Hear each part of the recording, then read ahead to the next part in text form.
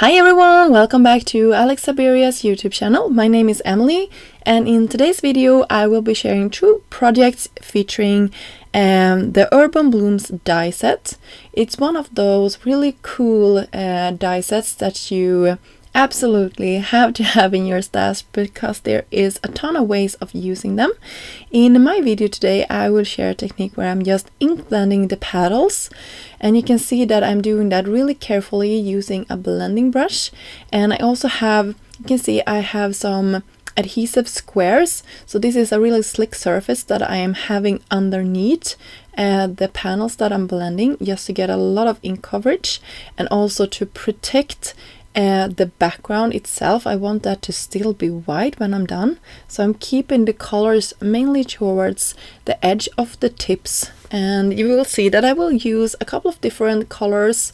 I will go around just creating like this, and this is an orangey yellow color, and then we have a yellow color that is really bright to one of the sides. You can also see I have my cloth there, so I can pick up any exit colors that I might get on my hands when I'm doing this, so I don't accidentally smear anything on my project.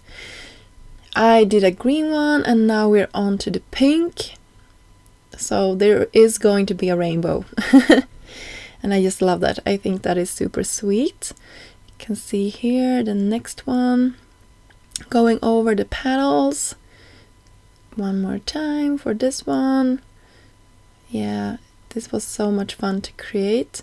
And underneath I wanted something really striking, so I cut a piece of mirror. This is not mirror, this is matte gold cardstock from Altenew, I believe. It's one of my favorites, so that one I used. And for my second project I cut this out of this beautiful teal color. I believe it's from Picket Fence. It's one of my favorites that I have in my stash, and I use it all the time. And then I just picked a slightly darker color and went over the petals. And then I looked through my stash and I found this yellow paper with small yellow hearts on top, and I decided that that was the paper I wanted to have underneath. And since I didn't want my petals to be glued to the backside, I am keeping the liquid adhesive on the outer part. I hope that makes sense. And then I can just press this in place. And of course I cut my panel a little bit too short, so I will have to fix that in a second, but it was so close. You shouldn't freehandly cut stuff. It always ends up like this, I think. In the end result, I don't think anybody would see it except all of you that now know that I did this mistake. But I will fix it, so nobody I think will see it in the end. I will attach my panels to a standard A2 size card front, and then I will have 2 sentiments that I off camera embossed in white on top of black paper. And then I also cut them out into 2 small strips, and I believe the stamp says "Both grateful for you," and the sentiment says "Thank you for everything." And I was like a little bit unsure of where I wanted my sentiment to go on this project, but you will see that I found the perfect little place to snuck it in right here. I will try a couple of different places before I get it in the center here, and I think it looks absolutely amazing where I decided to put it.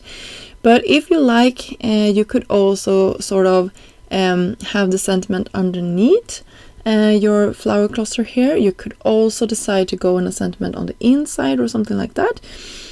So not every card has to have like the message on the front of the card, even though I personally really like when the recipient get the greeting on the front of the card.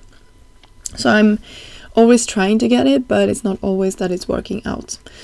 So when I was happy with this, you can see I decided to go with a slightly like popped up sentiment here, just to make sure that it's standing out against the background.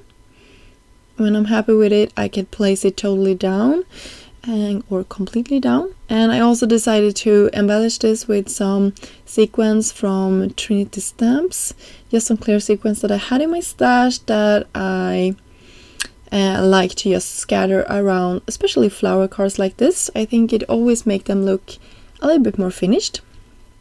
I used my Yule picker also from Trinity and some liquid glue from Nuvo, and that pretty much finished off these simple cards.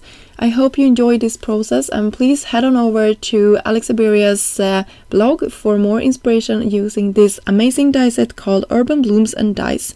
Thank you so much for sticking by today or stopping by today. I will see you soon. Bye!